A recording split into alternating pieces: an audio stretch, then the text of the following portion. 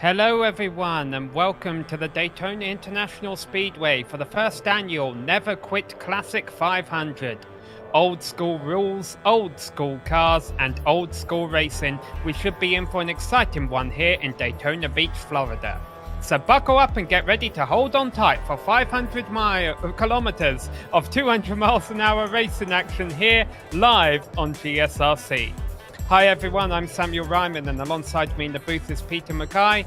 Chad Irvine is down in the pits first. Behind the scenes doing all of the button pushing is our director Sean Ambrose, and our cameras are provided by Dougie Beard. However, the name that we are all remembering today is Bryce Whitson.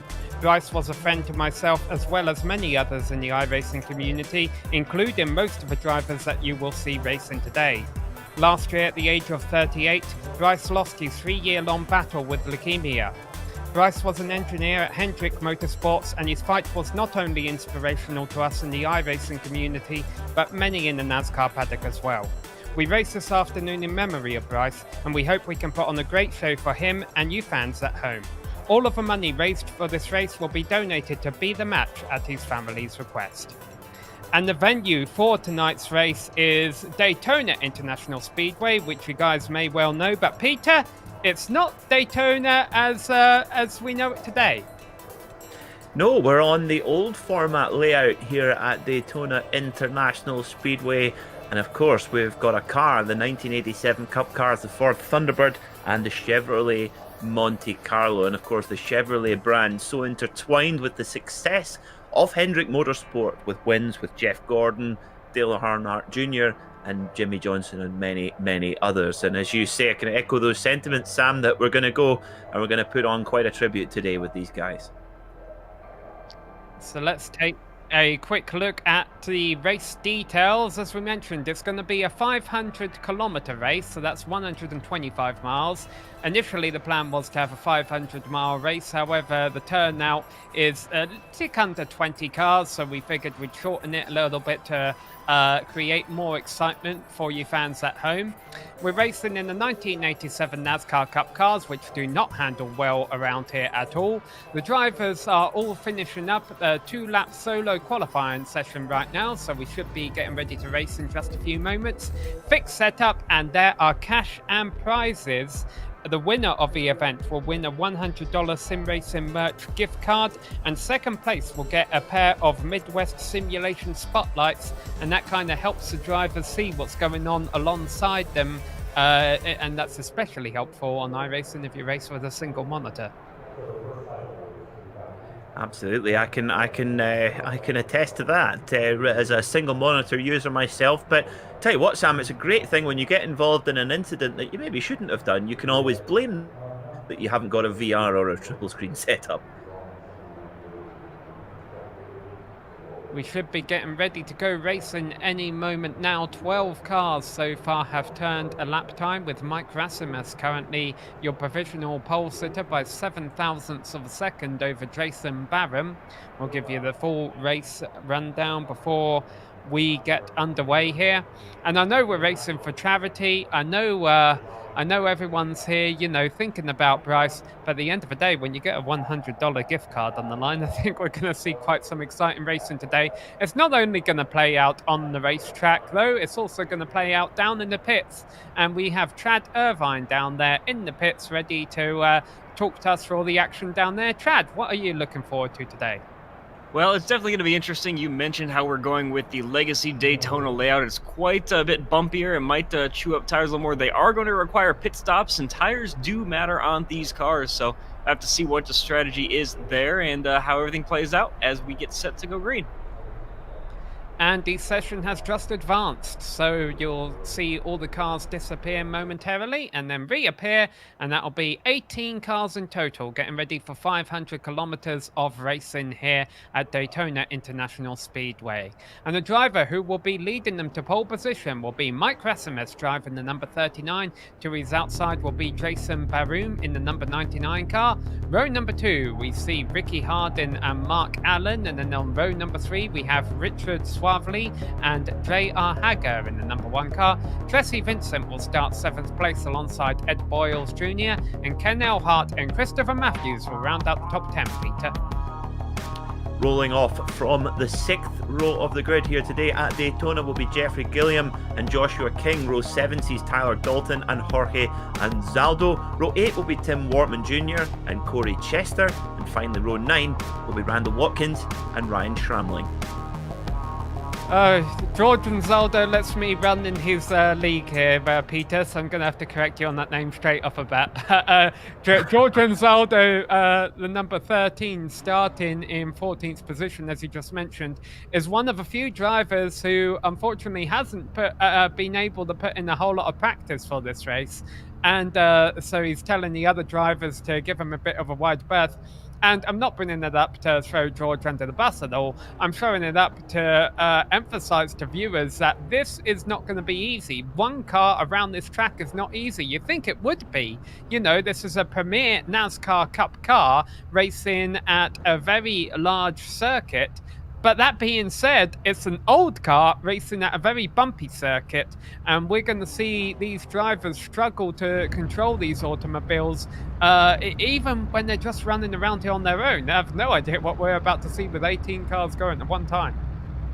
Absolutely, and of course it was here at Daytona when, of course, Bill Elliott broke the 210 mile per hour average speed in the Ford Thunderbird with the, of course, the Coors Light livery on the side, or paint scheme, I should say. And well, it just shows you these are super fast, these machines. And as you say, they wander around a lot. And if any of our viewers thinking, oh, this is NASCAR, this is turning left, it's easy, you could not be more wrong, because keeping these cars on the straight and narrow really tricky, and you've got to be right ahead of the car all the time.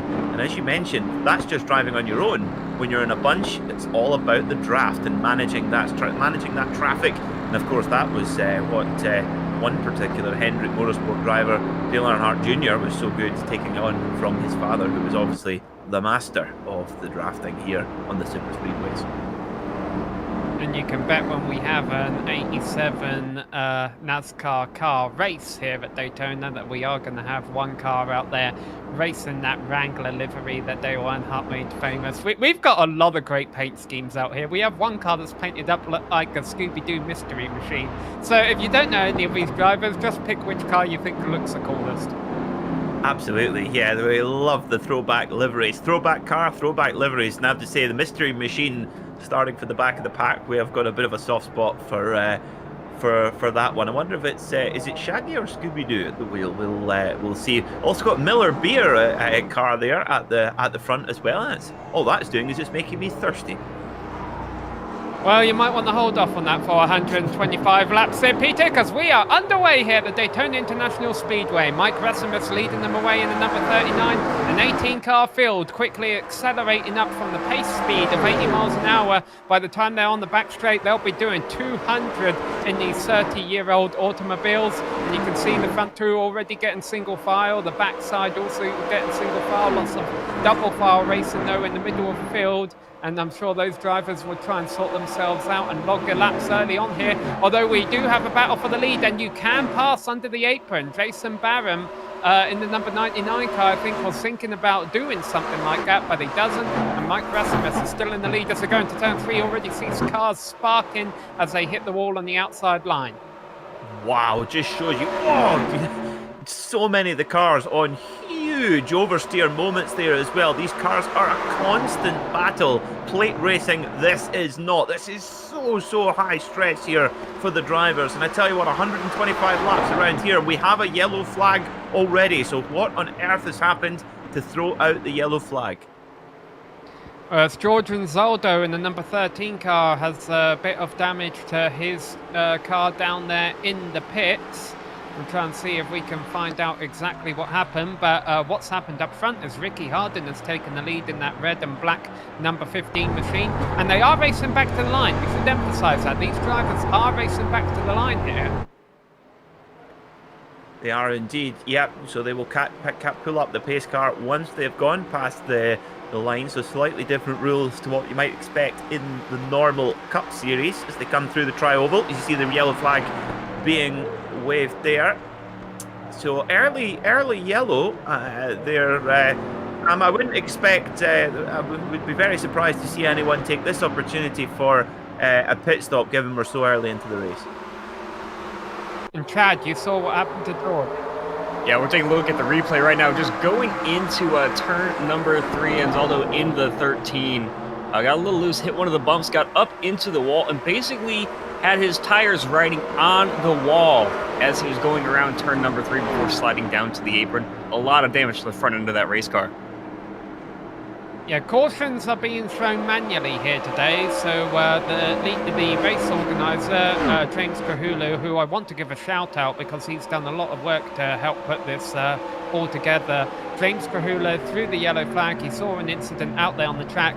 The good news is that it was only one car. The bad news is, unfortunately for George Rinaldo, that means his races run very short. And there you see the replay. A single car incident over in turn 3, bringing the caution out for the first time today.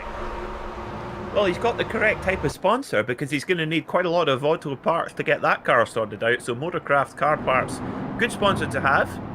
Almost as good as the number 7 car there with the Hooters livery on it as well. If you're going to have sponsors, well, there's 4 or 5 cars, Sam, who are making me a liar. We've got some early takers in pit lane.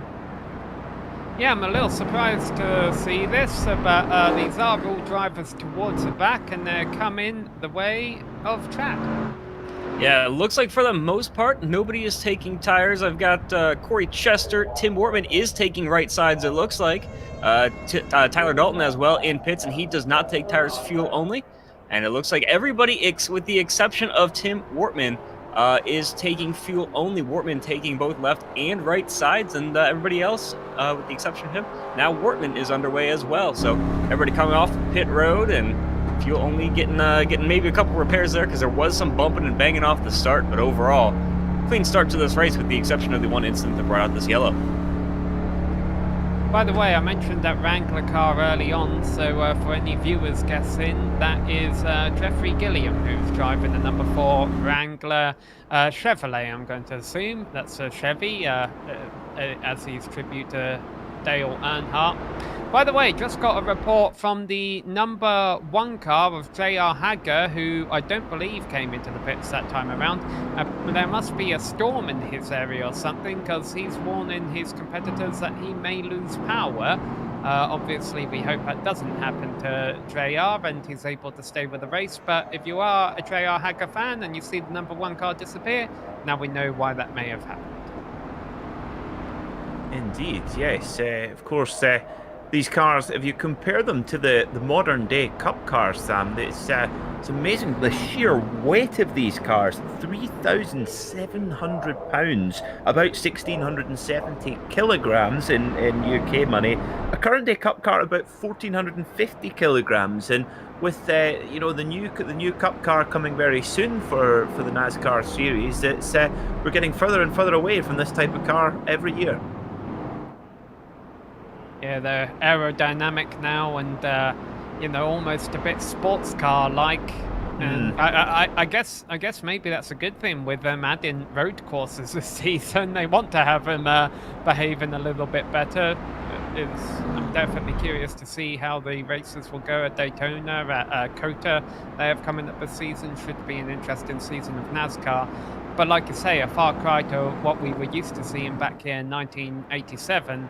And so we definitely have an interesting hour, 2 hours ahead of us here, depending on how many yellows end up flying. While you guys are watching, if you would be as kind to check out the bethematch.org. That is the organisation that we are raising money for here today at the request of a Whitson family. Bryce worked with Be The Match to undergo a couple of bone marrow transplants during his fight with leukemia, and of course that even though in the grand scheme of things didn't work out for Bryce, there's many other people out there with similar stories such as what he went through who do undergo successful bone marrow transplants and such. And so anything we can do to help the organisation or organisations such as Be The Match is always fantastic work, and help these people who are out here struggling keep fighting. Here we go. Talking about keep fighting, that's what the drivers are going to have to do in this field to get by the number 15 of Ricky Hardin, because he was aggressively trying to take a lead at the start of a race. Let's see how aggressive he's going to try and defend it. So here we go then, back racing again here at the World Centre of Racing, Daytona International Speedway, home to the Daytona 500 and the Rolex 24-hour. 6 laps eclipsed so far here in this race. Oh, you can see a bit of bunt drafting there, Sam, from Razimus on the back of Hardin there. It's in these cars, you don't want to get too aggressive with that. You could cause a big wreck. Yeah, I don't quite know if the bumpers line up or not in these cars. I'm assuming they do, but I think that's besides the point. These cars are unstable enough on the bumps of this historic Daytona International Speedway anyway that you don't really want to do anything more to upset them. But here we go, they're side by side. Oh, for second place, are sideways! Uh-oh! That's 2 cars in the wall, so they'll keep on racing here. 1 car upside down. Oh no, so that's the number 11 of Vincent there. Wow, that was the most slow motion 200-mile-an-hour accident you'll ever see. Just huge oversteer moment, gathered it up, and then the car behind just had nowhere to go. And we stay green though, which is good. That's what we like to see. We want to keep the racing going, but we've got a bit of a 2-car breakaway here. Hardin and Razimus putting in 1.2 seconds on Matthews behind. Oh, we've got a yellow. So they let them race back to the line before they threw the caution out. So Richard Suavely was the 29, I think that's a Miller car there, that ended up rolling over as well when his car came back down to the apron. So we're seeing 2 cars involved in this incident. Unfortunately, shortly after that, we also lost the 1 car of JR Hager. We mentioned that we believe he had a storm in his area or something along those lines. And I guess it finally knocked out his power because he disappeared while he was running in 3rd place. But here we go. We're going to keep watching the replay here and see how this wreck unfolded in the battle for 3rd position. Yes, Jesse Vincent in the Ford Thunderbird with the 711 sponsorship there. You can just see him on the high line, and wait for this, a moment of all moments, and he does actually catch it. Oh my goodness me. Well, he was in the process of catching it, but just ran into the side of the 29 car there. And that is the thing is this is really, it's Russian roulette, isn't it, here in this form of racing, Tim? It's he did stick the landing though, which is good, but it's you're playing with fire here at this speed on this type of circuit. Well, let's ask our pit reporter, Chad Irvine, down into the pits. How bad is that damage on the 29 car? He got it back on its wheels. Yeah, he was able to land it back on its wheels, roll it back to the pit lane, but unfortunately, you know, there's probably going to be a lot of suspension damage. He not only clipped that car to the outside, but when he was flipping, he hit it pretty hard. So there's going to be a lot of repairs, and I'm not sure that he's going to be able to do much, at least aerodynamically, with this car, because there's a lot of damage, especially to the left rear. No fast repairs in this race, so if you are going to get that car back out on track, you got to do it the long way. Wait for your virtual pit crew to pull out the fenders. We do have some drivers once again at the back of the field coming in. Some of them going to take tires, but I'm going to guess this is mainly a fuel play. Yeah, there's of course while under yellow, there's the opportunity to come in and get the tires and fuel. But Chad, who have we got in here? Yeah, it looks like we've got Tim Wortman coming down once again. He was one of the cars. He missed his pit stop as well, so he's got to back up a couple of spots to get into his box. Unfortunate mistake from him, but yeah, he was one of the drivers that pitted the first time around, and he came back in the second time. He's going to take tires and fuel. Corey Chester taking fuel and tires as well. Ryan Tremling tires. It looks like everybody this time around taking tires, and you can really see as the race goes on, you can kind of hear these tires sliding throughout the corner. So just overall, it looks like most guys from now on are going to be taking tires. The one driver on pit road here I want to take mention of is Mark Allen. He got through the wreck very clean, clipped the apron just enough to send his car around. He's got a bunch of damage on the front end of that Mountain Dew machine. Speaking of Mountain Dew machine, I mentioned that the 29 of Richard Swavely, who had that crash, that he had the Miller paint scheme. That is not the case. He just has a black and gold paint scheme. The driver out there, for those old school fans of Rusty Wallace rocking the black and gold Miller paint, is the 27 car of J. Randall Watkins, and he has stayed out there on track, so I believe he's running in 7th position right now. Should mention another paint scheme out there we haven't put on camera yet, is the 38 Napa machine running in 5th place. Although, sorry, that's actually a Reese's car there, but on my screen it's a bit... Yeah, it's the 38 of Ed Boyles Jr. Yeah, on my screen it's a Napa paint scheme, but here obviously he's racing a Reese's paint scheme. Either way, looks good. Tasty either way. Now Napa, would that be Napa parts, as in the same parts, paint scheme? Aha, I see. I was thinking wine. That probably gives you an insight into how my mind works, Sam. Yeah, well, I heard you mentioning at the top of the broadcast you wanted a Miller. Well, we're only 114 laps away, and then you can do that. Of course, it's funny. I don't know what it is about race car drivers and wineries. Of course, most famously, Mario Andretti has his own winery. So does Scott Pruitt, and also so does Danica Patrick. So they all had pretty good careers, didn't they? So maybe there's something in there. I was going to say there's something in the water there, something in the grapes. Potentially. We ride on board the pace car right now, so you can't see it from here, but I can tell you that the lights are out, and there you go, as we go down the back straight. Boy, don't you miss when you were able to watch a race on the back straight here at Daytona International Speedway. This configuration of a track, by the way, was scanned in 2008 It's a few years before the massive repave they underwent. So this is about as bumpy as the racetrack ever got. This is the same tarmac that these cars raced on all the way back in 1987. Indeed it was, and that's when, well, the sport was. This was before the days of restrictor plates and doing 210-mile-an-hour laps. Billy Elliott in the Ford, but the lights are off in the pace car, about to get back going again here at Daytona. Ricky Hardin will lead them back to green with just 15 cars left on the lead lap now. That Richards, Suavely, J.R. Hager and Jordan Zolder have all ran into various issues. Getting back underway, 160, 170 miles an hour before they hit turn 1. Yeah, look at this. You can just see the cars. These are so expressive, these machines. Modern day cup cars, they all look so tied down most of the time, but here, constant bumps, constant wiggles, and you watch the drivers on board. You look at the inputs they have to put in the wheel. Of course, massive steering wheels in these cars as well, and just little tiny inputs here and there to keep the cars on the straight and narrow. But we're getting a good bunch running away here of 6. Oh, we've got the number 9 cars in the wall. Oh, now that's Schramling just having a little rub. I think he just about got away with it. Hopefully his steering is still straight. He looks to be carrying on okay, but you don't want to do that too often. Yeah, well, they were 2 by 2, 3 rows deep at the end of that lap.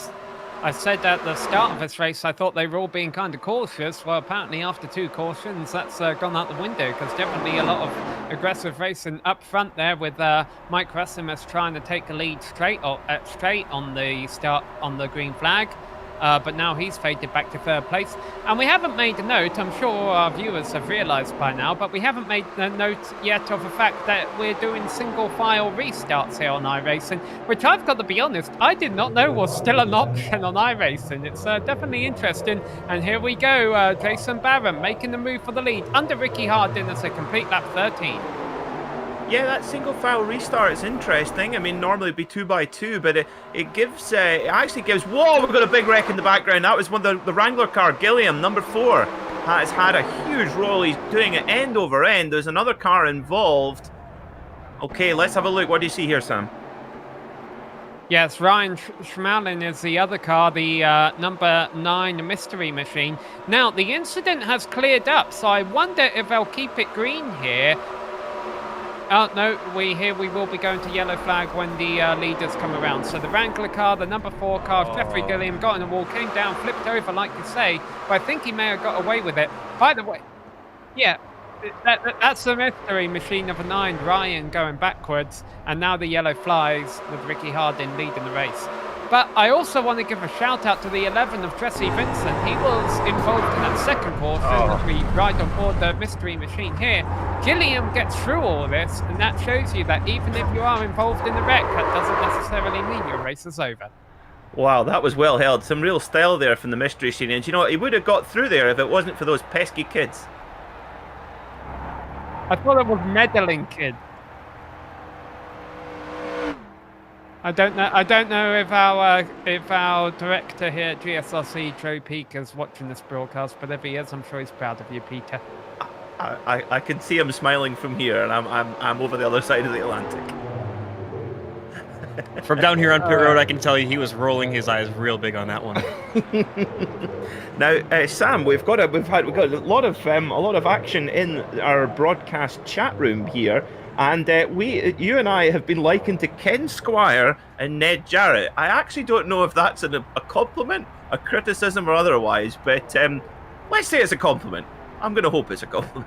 Yeah, it's a compliment. They were NASCAR broadcasters throughout the... Well, okay, Ken Squire was... He was essentially the Maury Walker of NASCAR, if that makes sense to you there, Peter. So definitely praise then. Yep, okay. And Ned Jarrett became, he was a NASCAR driver, a very successful NASCAR driver at that. And he went on to be a play-by-play commentator in his later years. So yes, they both have high respect in NASCAR, which we definitely do not deserve the praise for. Agreed. Yes. Well, we appreciate the likeness very much indeed. I've actually, if you can imagine, I do have a pair of sideburns which match with Jackie Stewart, but unfortunately, I don't have the perfectly tailored yellow jacket. Oh, big time on pit lane now, Chad. You're going to be busy, my friend. Oh, we've got an entire freight train coming, almost the entire field, it seems like, coming down pit road at the moment. The only car to stay out is... Oh, I'm trying to figure out who's out on track. There we go. It is... I lost him again. Basically, everybody on the field, though, coming in. The biggest note is just the way that these cars are handling. If you're on board with them, you can just hear the tires squealing the entire way around the track. It is Richard Swavely, by the way, the car that stayed out on track. He's got a lot of damage just trying to get his lap back. It looks like there are 2 cars out there actually on track, Swavely and Watkins. Basically everybody else taking tires and fuel and rolling away. Yeah, Swavely is not a fan of Watkins right now, because I'm pretty sure if we're using old school rules here, they are not going to go ahead and give Swavely any kind of lucky dog or any kind of wave around. However, if Watkins did come into the pits, that would allow Swavely to get that wave around. But right now, Watkins is on the lead lap, and he's the first car behind the pace car, so that traps everyone behind him. If I understand the rules correctly in the way that they are doing them in this race, it's going to be lapped cars to the inside leader single file on the high line. Yep, that's the way they used to do this in NASCAR.